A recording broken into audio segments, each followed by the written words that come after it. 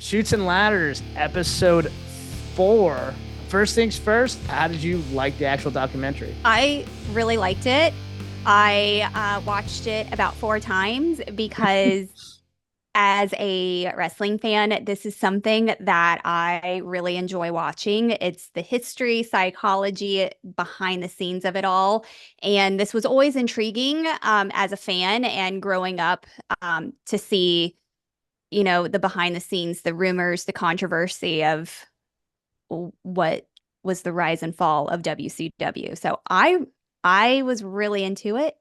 What about you? Loved it. I actually thought the production value was great. I thought they interviewed the right people. And I think that's very important.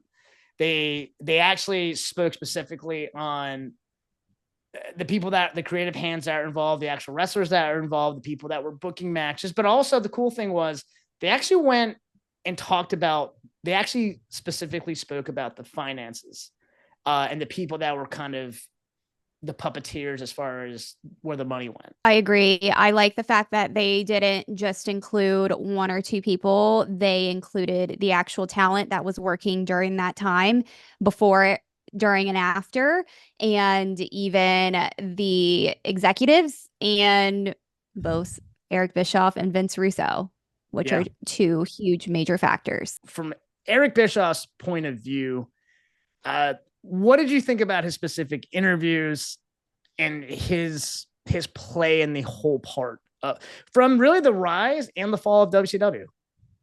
I think he was a major factor in the rise of it. I know he gets a bad rap for the fall of it. And I think, like you said, there's different hands involved and there's a lot of finger pointing, but we do have to give him credit for the creation and the revamping of WCW.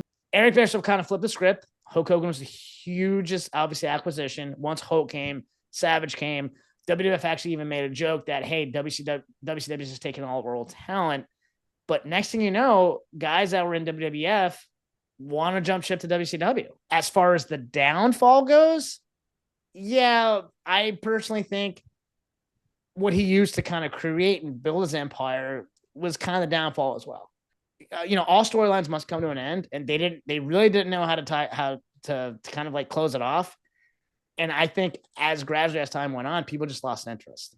I agree. The oversaturation of NWO, they took over, but they made wrestling really cool. I think that's what started more of the entertainment and reality of wrestling rather than the gimmick part of it. Sure. And that's what really triggered Attitude Era and WWE becoming more uncensored. Which was the start of our Monday Night Wars, where we would literally flip back and forth to be like, who am I going to watch? Yeah. But you are right. It was that oversaturation and the NWO. And I think it was also, and they've even said it, it was the partnership of Eric Bischoff and Hulk Hogan, where Hulk had 100% creative control. So Absolutely. It was his say-so. So if he didn't want it, he doesn't have to do it. And then, of course, Eric is going to go with Hulk, and that's who ran it, I feel. And then it didn't help that Kevin and Scott, politics and the higher older guys and more experienced compared to the mid-carders, they didn't have a chance to flourish. So it was just a control thing. I will say this. If there's only one person that gets to call the shots, there is no checks and balances. If there's no checks and balances, your storylines are going to get stale. Look, a lot of the mid-card guys or the lower card guys should have been elevated. I mean, they were working way harder. They were better talents. They were way more entertaining. They just weren't given the opportunity. And that's the problem with creative control only being distributed just to one or two people.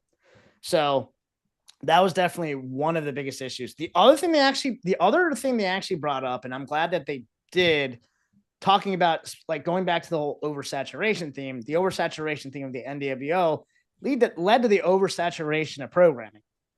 As soon as they brought on Thunder, I got to be honest, I watched maybe the first 2 episodes, and after that, I got bored because there's only so much you can do. They were saying they had Monday Night Nitro, Tuesday and Wednesday were house shows, Thursday Thunder, Saturday show, and then their main events on Sunday. Yeah. Can you, what can you write? Yeah. In that amount of time? I don't care how big your roster is. Yeah. Too much. Absolutely. 100%. The other thing too, is that a lot of things like that. The other thing about that gets overlooked is, this is such a physical sport. I mean, talk about not burning out your wrestlers, like mentally, but physically too. When you're forcing wrestlers to wrestle that much, you're going to have injuries. It's just inevitable. Right.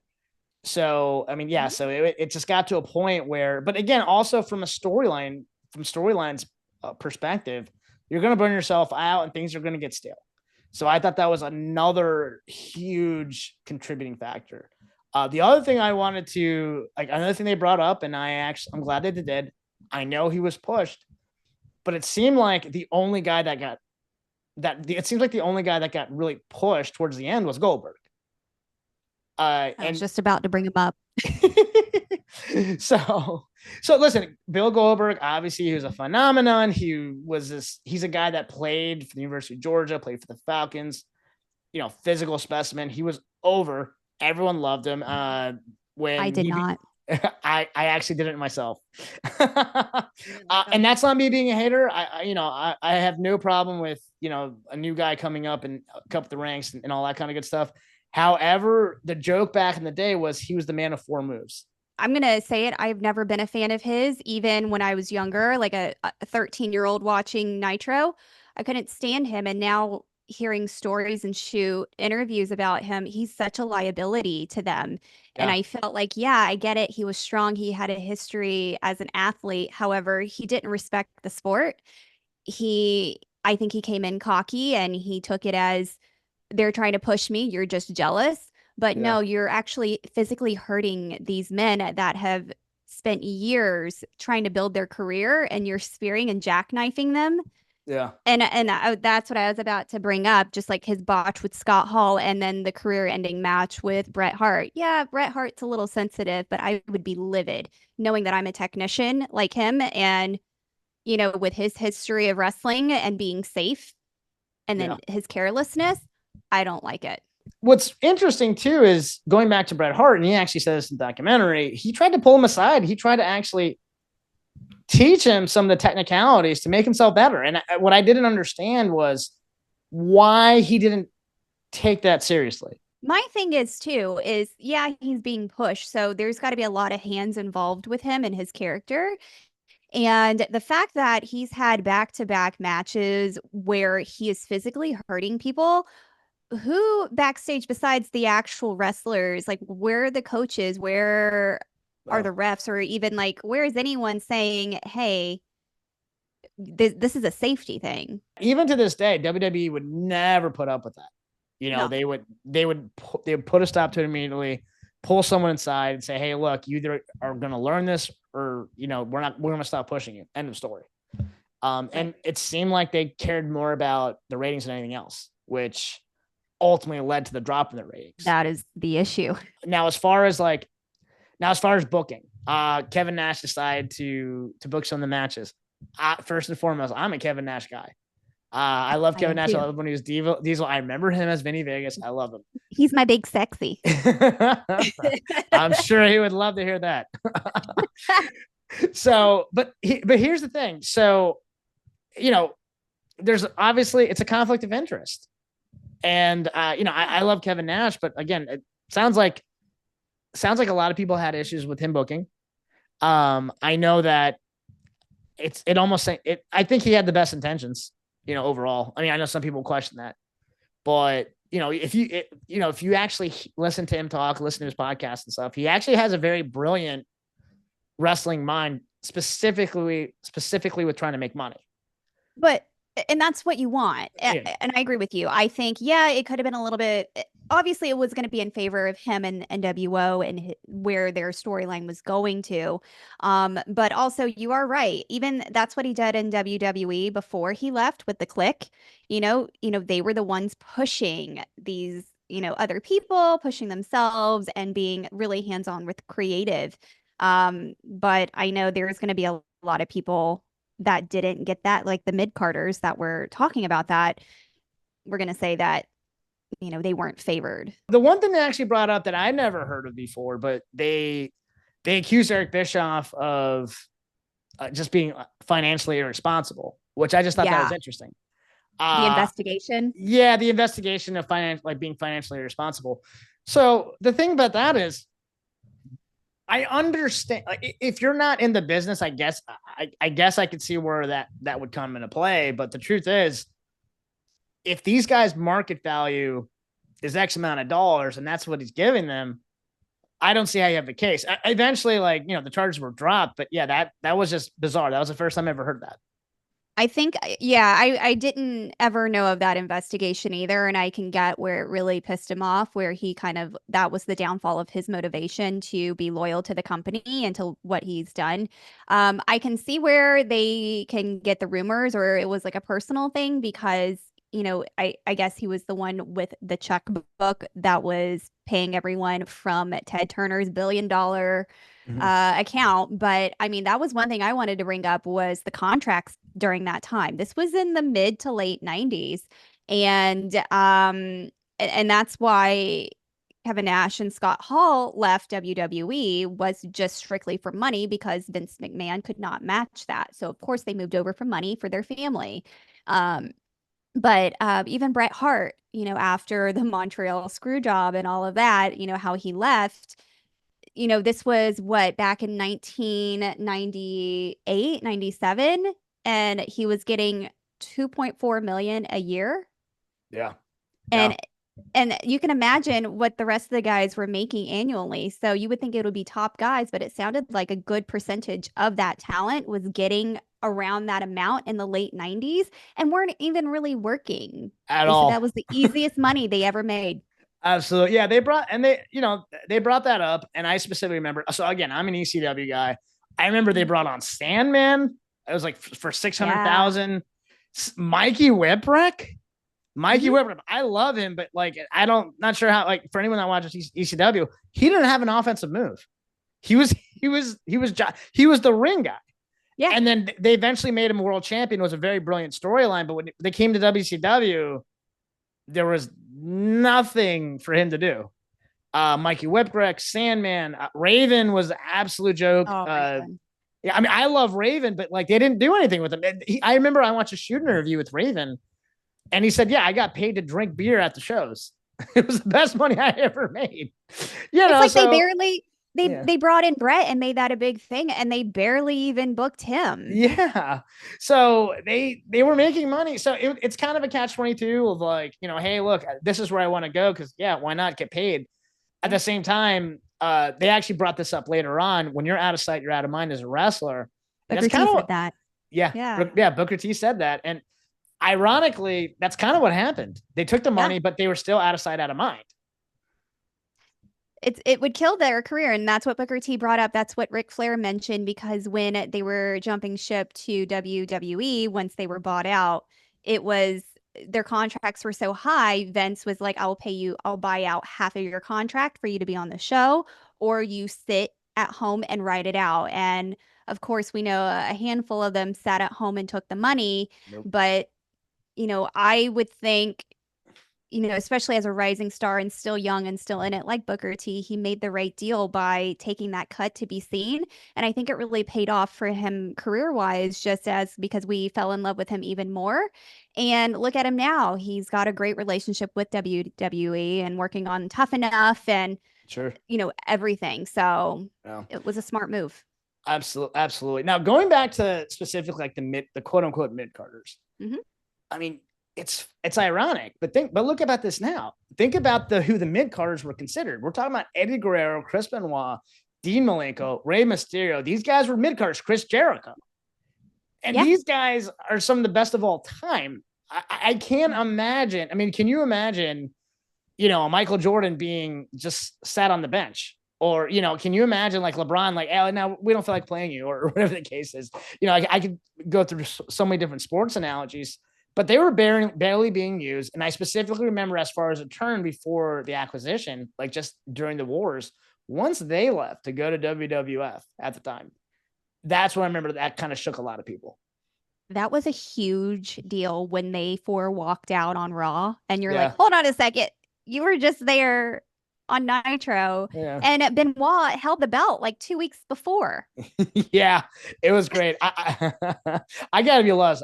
I gotta be honest. I loved it. I loved every single moment of it, and I loved all four of those guys. Mhm. And the other thing too, and I brought this up many times, but as a fan, what I love the most is I love seeing guys that are mid carders that all of a sudden kind of get that push. Yeah. So yeah, so it was so cool to see like those guys kind of get that, and they got it really just frankly at a better company. And that's the thing too that I wasn't a fan of Vince Russo as he took over once Eric Bischoff left. And he was also the writer for WWE, was overworked there, and then jumped ship to WCW. That was one positive thing that he did was he was the one that pushed the mid carders and was the backing for them. So, that was one great thing. But I mean, the mid carders, they were, I mean, soon to be stars, and those are like great hardworking guys and Sure. athletes, and those were the ones getting their bodies beaten up daily. I can imagine during house shows on top of tapings, Yeah. they took it and they earned it. Yeah, 1,000,000%. And I definitely think that, again, so these are all part of the foundations of really it's a crack here, crack there. Someone actually specifically said it was death by 1,000 cuts. I 100% believe that. Oh yeah. Now, now where I specifically remember years ago listening to what it was a radio show, but now it would be considered a podcast when they asked Kevin Nash, who killed WCW way before. I mean, we're talking about 15 plus years ago. And he said, look, I'm so tired of this question. AOL merged with Time Warner. They looked at the books, and the first thing that happens in any merger is they look at the books, they see who's in the red, they see who's in profit, they look at what's in the red, and they say, okay, let's get rid of it. So yeah. It's purely from a dollars and cents perspective, which I personally believe that's the knockout blow. I would say that is the ultimate decision maker in that. Again, these are two, at the time, corporate conglomerates, publicly traded companies. So I understand that aspect. Now, what really opened my eyes in that specific documentary is the death by 1,000 cuts theory. I was about to agree with that. It was just the investors, the money part of it. What I thought was funny was how they were saying even the AOL predictions of it wasn't doing well even at the time of the merger. Yeah. And they said a year before, stocks were down 50% and, the .com recession, those investors did no research, nor did they care. And all they were looking at, this is worth X amount of money. Let's just do it. And that during the actual documentary, it made me not really point my finger at an individual that was actually there in the business, such as like creative or talent, anything like that. It was more of the executives of working with Turner. So it, like they said in the early 90s, they didn't care about having a wrestling show. And I feel like it was just slowly an internal destruction of what can we do to not help them without them really knowing that we're not trying to help them, where they just die down and we just get rid of them. So I think it was the execs at the top saying, we don't care. This is cute. Yeah, it's making us money, but we'd much rather have primetime shows during this hour rather than wrestling. Execs look at the bottom line, how profitable something is. It obviously wasn't profitable. However, pro wrestling is pretty evergreen. Monday Night Raw's ratings now aren't even close to what they were back in the day, yet they're still making millions upon millions of dollars. And now they're a publicly traded company. So they were making money. Now you can make the argument of, well, were the salaries justified to what they were actually making? No, probably not. And again, that's just being financially irresponsible. So, it's if your burn rate is higher than how much you're bringing in, naturally, you're not going to be a profitable company. And I get that. But yeah, I'm going to go AOL Time Warner merger in a nutshell. But don't get me wrong, I love WCW. It's a great memory. It is a part of my childhood and adolescence, just growing up. It's the home of some of my favorite wrestlers like Sting and Booker T and DDP. Absolutely. It was DDP. the Absolutely. start of, yeah, it was the start of a lot of our favorite wrestlers too. And it it was a great time, and it's a great memory and will be forever missed. Absolutely. And look, the truth is competition brings the best out of businesses. So hopefully wrestling promotions learn from this now. Yeah, I'm looking at you, AEW. Yeah. Let's not repeat it. Absolutely. All right, well, that wraps up this episode. Tune in for our next episode. Speaking of AEW, where we'll be covering Forbidden Door as well as the state of AEW. We'll do predictions for Money in the Bank as well. Until next time, we'll see you later. Too sweet. Bye, friends.